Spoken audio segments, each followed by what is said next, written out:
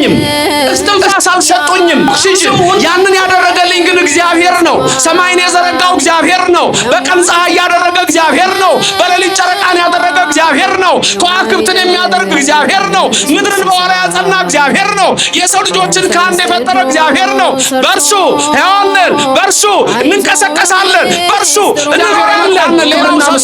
ሌላው ቋንቋ ነው፣ ሌላው ክልል ነው። እግዚአብሔር እኔ እናንተን ሰው አድርጎ ነው የፈጠረን። አንስላይታችኋል። መጀመሪያ እንዲህ ያጎነበሰ ጎሪላ፣ ከዛ ትንሽ ቀና፣ ከዛ ትንሽ ቀና። እርሳችን ምን ነበረ? በእርሱ ሕያዋን ነን። ሁለተኛ እንንቀሳቀሳለን። ሶስተኛ እንኖራለን። የምታስቀድሱ ሁሌ የምታስቀድሱ እሑድ ነው። ሁሌ ማለት በየቀኑ አይደለም። ስራን ትተህ በየቀኑ አስቀድስ። ባህታዊ ይሁን መነኩሴ ይሁን አልልህም። ስራን ስራ፣ እሑድ አስቀድስ። ኢየሱስ ክርስቶስ ትንሣኤ ነኝ ሲል መቃብር ባዶ ቀረ። የሞቱ ዘመዶቻችን ሁሉ ይነሳሉ። ክብርና ምስጋና ማናማ በትንሣኤ የትኛውን ታጠፉታላችሁ? ሞትን የምትሉ ንገሩኝ። ምልክት። ስለዚህ በትንሣኤ ማንን ነው የምታጠፉት? መቃብርን ነው። መቃብርን ድል ትመቱታላችሁ። የእናንተ አስቀየም ነው እግዚአብሔር። ሕግ ሰጠን፣ ሕጉን ጣሰ። የምንበላው ሁሉ እምር አደረገ። ከዚች በለስ ግን እንዳትበሉ አለን። አዳምና ሔዋን ግን ከዛች በለስ ቀጥፈው በሉ። አዳምና ሔዋንም ወድቀው እግዚአብሔር ምሕረት እንዲያደርግላቸው ይማጸኑ ነበረ። አይዲያሊዝሙ የፖለቲካል አይዲያሊዝም አይደለም። የህልውና የቢንግ የኦንቶሎጂ የመኖር አጠቃላይ አይዲዮሎጂ ነው። አይዲዮሎጂ ሆኖ አይዲያሊዝም የሚባለው የፕሌቶ ጣቱን እንደሚያደርገው ይሄኛው ዓለም ዝም ብሎ ያለ ምሳሌ ነው፣ ሌላ ዓለም እዛ አለ ነው የሚለው። በትምህርት ላይ ሳየው ከብሉይ ኪዳን የወሰደውን ትምህርት ነው ፕሌቶ። ክርስቶስም እንዲህ አላቸው፣ እነሆ ወንድማችሁ ይነሳል አላቸው። የተማሩ ነበሩና ጌታ ሆይ መምህር ሆይ እናውቃለን፣ በትንሣኤ ዘጉባኤ ይነሳል አሉ። እሱ ግን ወዲያው ምን አለ? ወዴት ቀበራችሁት አለ። ወደ መቃብሩ ስፍራ ወሰዱት። ቢጠጋ ይሸታል፣ 4 ቀኑ ነው አሉት። አፍንጫውን አልያዘም። እኔና የእናንተ አምላክ ኢየሱስ ክርስቶስ ሄደና አልዓዛርን በአብይ ቃል ጠራው። አልዓዛር ጻማ አፍ አለው። የሞተው ሰው ከመቃብር ወጣ፣ ፍቱት አለ። ሲፈታም ሕያው ሆነ ይላል። ክብርና ምስጋና ወወልድ ወመንፈስ ቅዱስ አሃዱ አምላክ አሜን። ክርስቶስ ተንሥአ እሙታን አሰሮ ለሰይጣን ሰላም ኮነ። ክቡር አባታችን መላከ ብስራት ላይ ከማርያም የዚህ ታላቅ ደብር አስተዳዳሪ፣ የተከበራችሁ አዕይንተ እግዚአብሔር አበው መነኮሳት ወካህናት፣ አሃው ዲያቆናት፣ የቤተ ክርስቲያን ጌጦቿ ምእመናን፣ አባቶቼ፣ እናቶቼ፣ ወንድሞቼና እህቶቼ፣ እግዚአብሔር አምላክ የሚወዳችሁ ሕፃናት ጭምር ሰላም እግዚአብሔር ከሁላችን ጋር ይሁን። እንደምን አላችሁ? ሰማይን ያለ ምሰሶ ከነ ግሱ የዘረጋ ምድርንም በውሃ ላይ ያለ ካስማ ከነ ልብሱ ያጸና ደመናን ያለ ድምፅ የሚመራው አየርን ሳይታይ የሚያስጉዘው የሚታየውንም የማይታየውንም ሁሉ የፈጠረ አዶናይ ኤልሻዳይ እግዚአብሔር ከዘላለም እስከ ዘላለም ለስም አጠራሩ ክብር ምስጋና ይግባው። ረድኤተ እግዚአብሔርን አጋዥ በማድረግ ዛሬ የምንማርበት የትምህርታችን ኃይለ ቃል እንዲህ የሚል ይሆናል። በእርሱ ሕያዋን ነን፣ እንንቀሳቀሳለን፣ እንኖራለን የሚል ነው።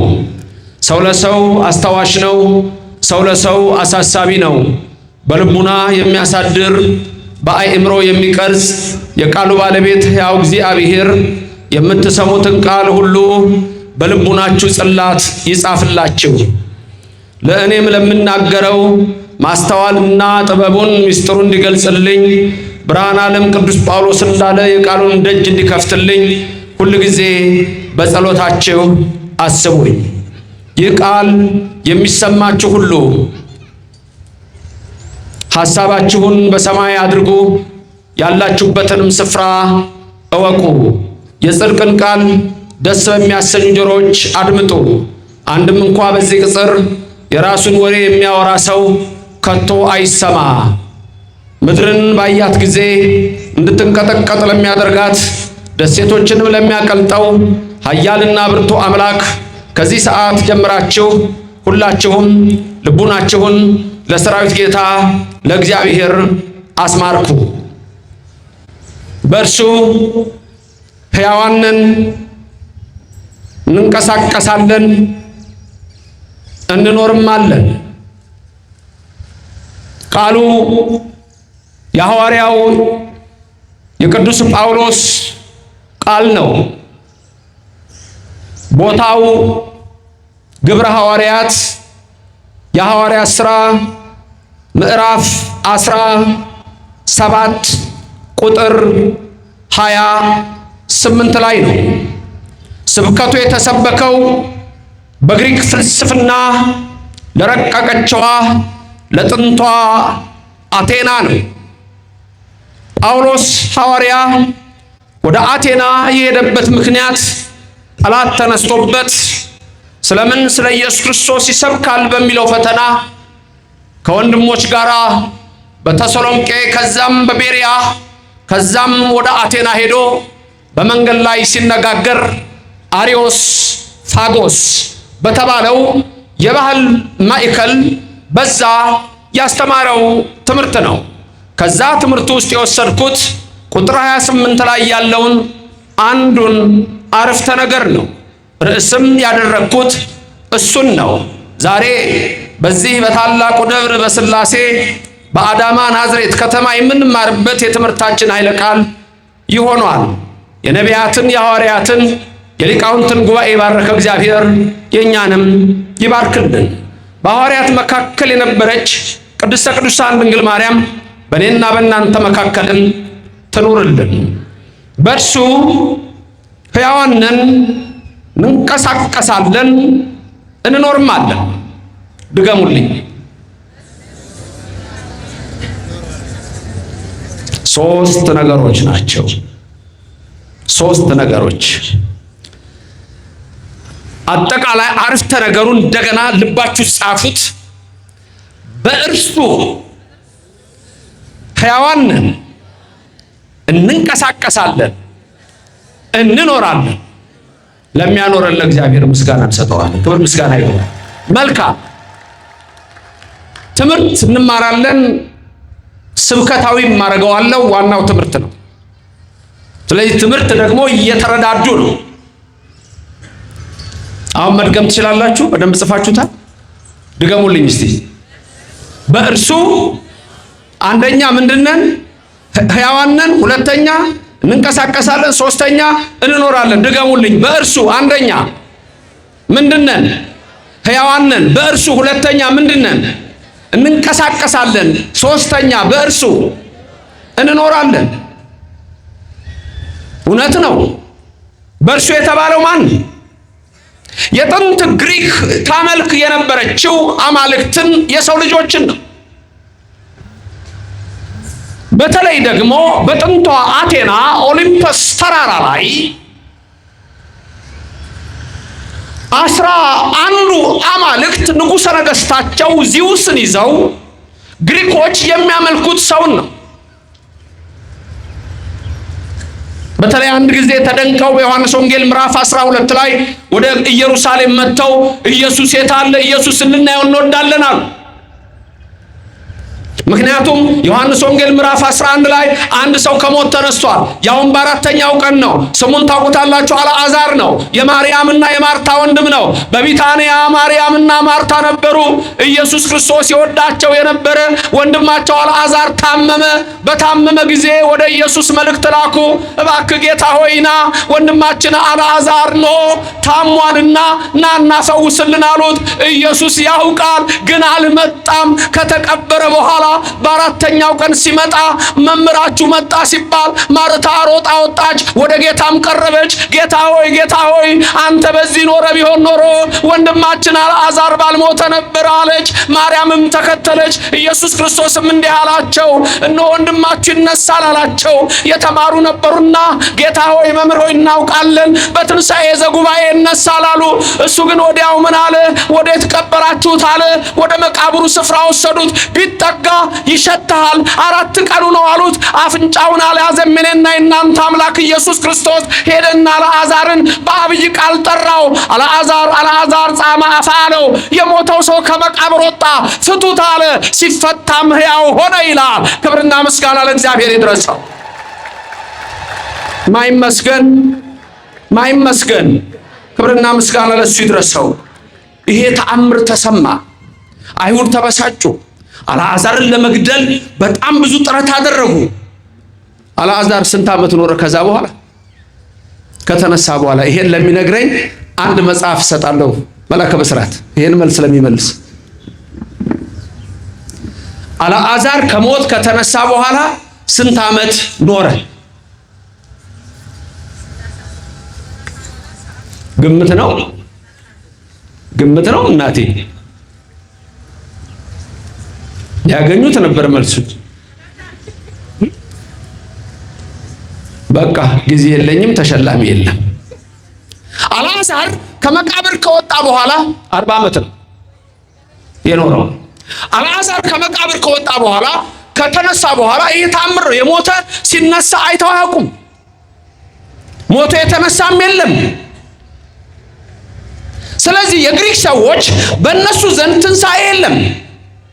ከመቃብር በላይ ሌላ ህይወት የለም።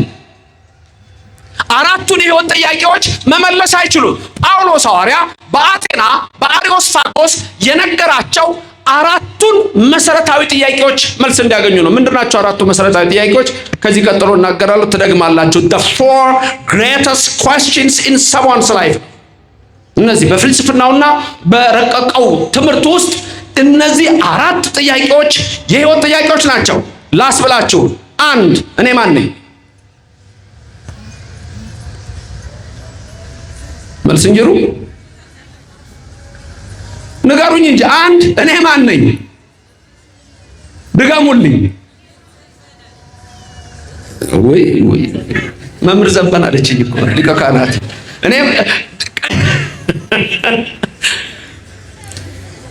ደስ የሚል ፕሮፌሰር ከዛ ደግሞ እያሉ ቆይ አላችሁላችሁ። አንድ ሴት የሆነ አደረገች መሰላችሁ። አንድ ሴት ወንድና ሴት ለብቻ ለሚቀመጠው ቅድም መጋቢ ሐዲስ ሲናገሩ እንደነበረው እሷ ሴት ስለሆነች ወንድ ልጇንና አባቷን ይዛለች፣ አያቱ። ከዛ ምን አደረገች? 1 ብር እሰጥሃለሁ፣ እኔ ሴቶቹ ጋር ስለሆነ የምቀመጠው አይሃለው፣ እንዳይተኛ አያት እንዳይተኛ አባባ እንዳይተኛ አለችው። እሺ ሲተኛ ሲል ቀሰቀሰዋለሁ፣ 1 ብር እሰጥሃለሁ ተብሏል። ከዛ እሷ በሴቶች ቁጭ አለች፣ እሱ በዛ። እሳቸው እድሜያቸው ገፋ ያለ ነው። ሄድ ይላል ልጁን ትለዋለች ያያትና ጸጥ ቀስቅስ ትለዋለች። ጸጥ ካለ ሲወጣ ተበሳጨች። ምን ብዬ ነበር? 1 ብር እሰጥሃለሁ እንዳይተኛ ቀስቅስ አላልኩም? አይ እሱ 2 ብር እሰጥሃለሁ ብሎኛል። እና እኔ የምለውን ድገሙልኝ። 4 ወሳኝ የህይወት ጥያቄዎች። አንደኛ እኔ ማን ነኝ? ጎሽ አሁን ተግባባን። እኔ ማን ነኝ? እኔ ማን ነኝ? ዝም ብሎ ዘበነ ነኝ አይደለም፣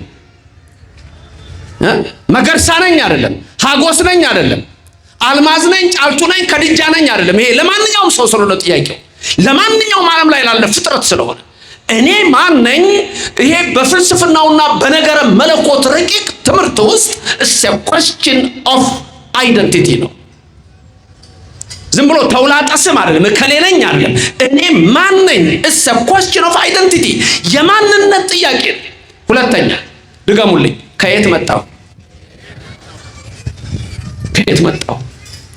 ይሄ ደግሞ it's a question of origin ነው የሚባለው። ከየት ነው የመጣሁት?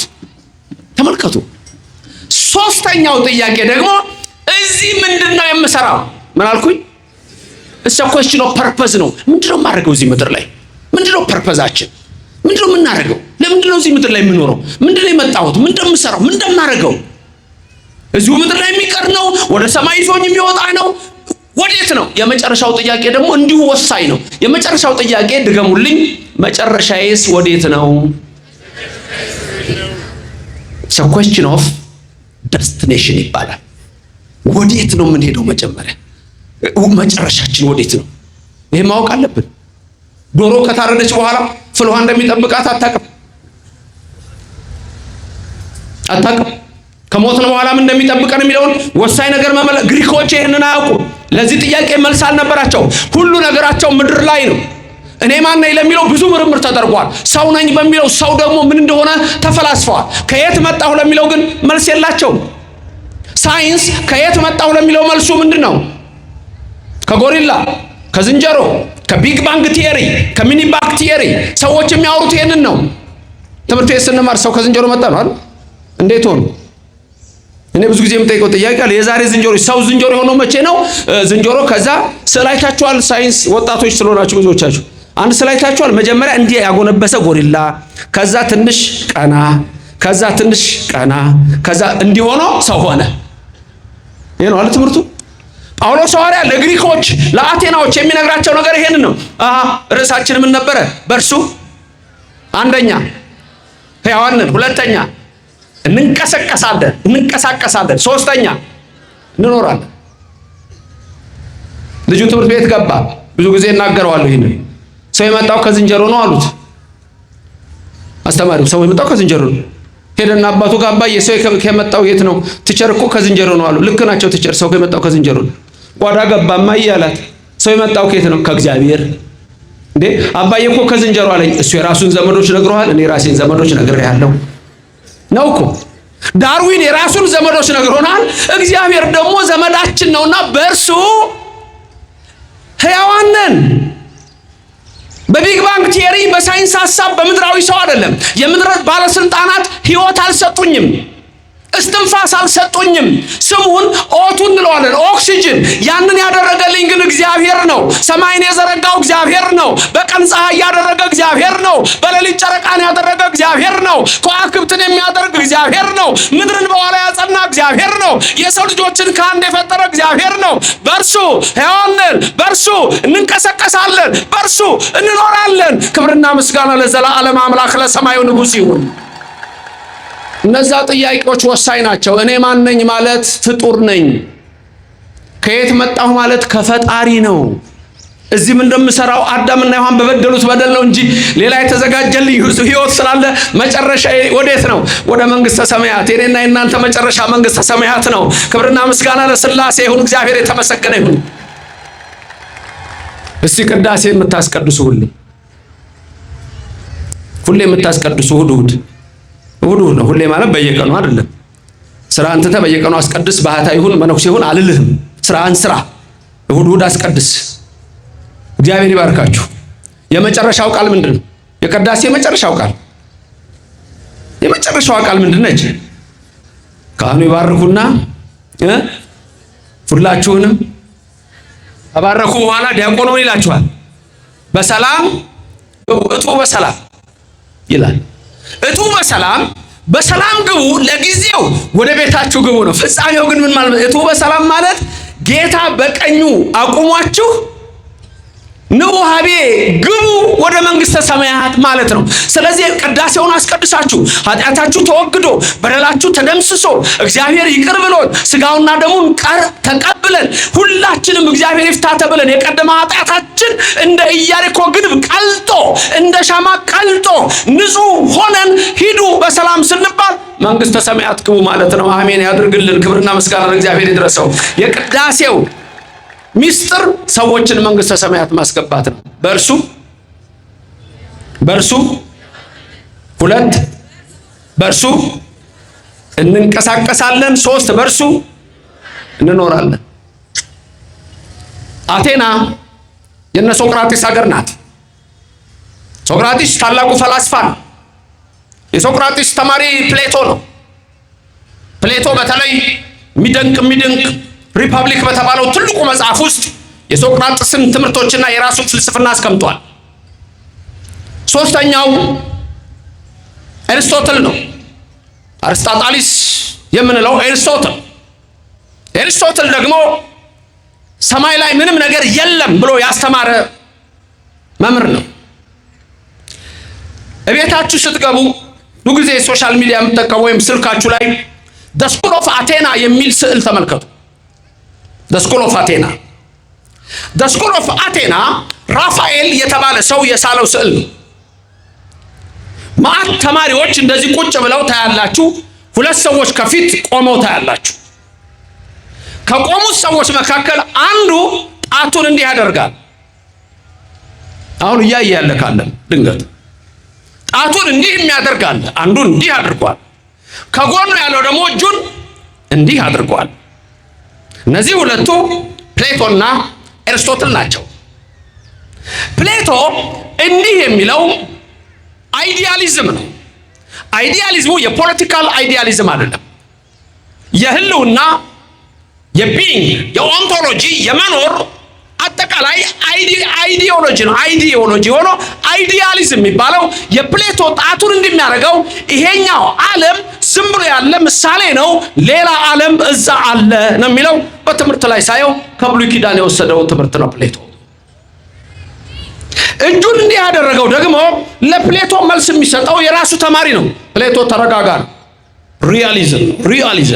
ሪያሊዝም አሁንም የዓለም ሌላው የፍልስፍናው ሪያሊዝም ነው ማወራላችሁ። እንዲህ የሚለው እጁን ሰማይ ላይ ምንም የለም ፕሌቶ ተው እንጂ መምህሬ፣ ሰማይ ላይ ምንም ባዶ ምንም ነገር የለም፣ ህዋ ነው ዝም ብሎ ሁሉ ነገር እዚህ ነው ነው የሚለው። ግሪኮች እንዲህ አይነት ነገር ነበራቸው። አስተማሪው ተማሪውን የሚነቅፍና ፕሩፍ ዲስፕሩፍ የሚያደርጉበት ነው። ሳይንስ እንደዛ ነው። ስለዚህ እነዛ አራት የህይወት ጥያቄዎች ለነሱ ቢቀርቡ፣ አራቱ የህይወት ጥያቄዎች ለነ ቻርልስ ዳርዊን የኢቮሉሽን ቲዮሪ ቢቀርብ፣ አራቱ ጥያቄዎች ለኛ ለተዋህዶ ልጆች ቢቀርብ፣ አራቱ ጥያቄዎች በሌላ እምነት ላሉ ሰዎች ቢቀርብ መልሶቹ የተለያዩ ናቸው።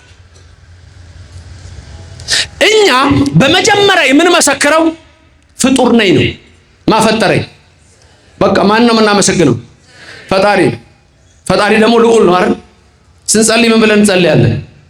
አባታችን ሆይ በሰማያት እዚህ የለም እንዴ? ለምን ነው በሰማያት የምትኖር? ምንድን ነው? ስለ ልዕልናው። ጸሎት ማለት ትህትና። ስለዚህ አባታችን ሆይ በሰማይ የምትኖር ስትሉ ወዴት ታያላችሁ? ወደ ሰማይ። ስለዚህ የሚበልጠን አለ የለም? የምናየው አለ ላይ የለም? አባታችን ሆይ በምድር የምትኖር ማለት እንችላለን። ግን ይሄኛው ምንድነው? ዝቅ ልናደርገው ነው። አየህ፣ አባታችን ሆይ በምድር የምትኖር ብለን እንዴ ነው። አባታችን ሆይ በውቅያኖስ ብንል እዛለን አባታችን ሆይ አቡነ ዘበሰማያት ይትቀደስ ስምከ። የት ያለው አምላክ? ሰማይ። የሰማይን ርስት የምታወርሰኝ አንድም ከምድራዊ አባት ሲለየው የምድራዊ አባት የምድራዊ እናት ምድራዊ ርስት ምድራዊ ሀብት ምድራዊ ወርቅ ምድራዊ ብር ያወርሳል። ጠፊ ኃላፊ የሆነውን ያ የሰማዩ አምላካችን ግን ሰማያዊት መንግስተ ሰማያትን ያወርሰናል። ለዘላለም በዛ እናበራለን። በጉ ብርሃን ይሆንላቸዋል። የጨለማ ብርሃን የፀሐይ ብርሃን አያስፈልጋቸውም። የጨረቃ ብርሃን አያስፈልጋቸውም። ራሱ በጉ ያበራላቸዋል ይላል። በዛ እንባ የለም፣ በዛ ለቅሶ የለም፣ በዛ ህመም የለም፣ በዛ ደዌ የለም። የዘላለም ህይወት በመንግስተ ሰማያት የሰው ልጆች እንደ መላእክት ሆነው ይኖራሉ ይለናል። በእርሱ ሕያዋን ነን፣ በእርሱ እንንቀሳቀሳለን፣ በእርሱ እንኖራለን። በማ ክብርና ምስጋና ይግባው፣ ስሙ የተመሰገነ ይሁን። በማ ሕያዋን ነን። እንደ ቃሉት እንደ ተጻፈው ርዕስ እንውሰደው። በማ ሕያዋን ነን፣ በእርሱ እንደ ተጻፈው እንዳልኳችሁ ርዕስ። ልክ ናችሁ፣ በእግዚአብሔር ልክ ናችሁ። በእርሱ ሕያዋን ነን። በማ እንንቀሳቀሳለን። በማ እንኖራለን። በማ በእግዚአብሔር። ተመልከቱ። አሁን ለምሳሌ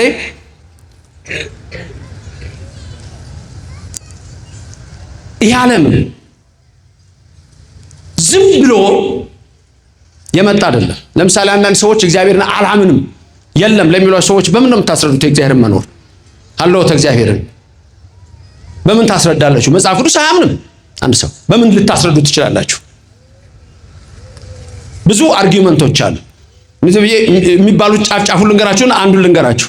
the first argument cosmological proof argument the second argument ontological proof argument, the third argument teleological proof argument, the fourth argument moral argument።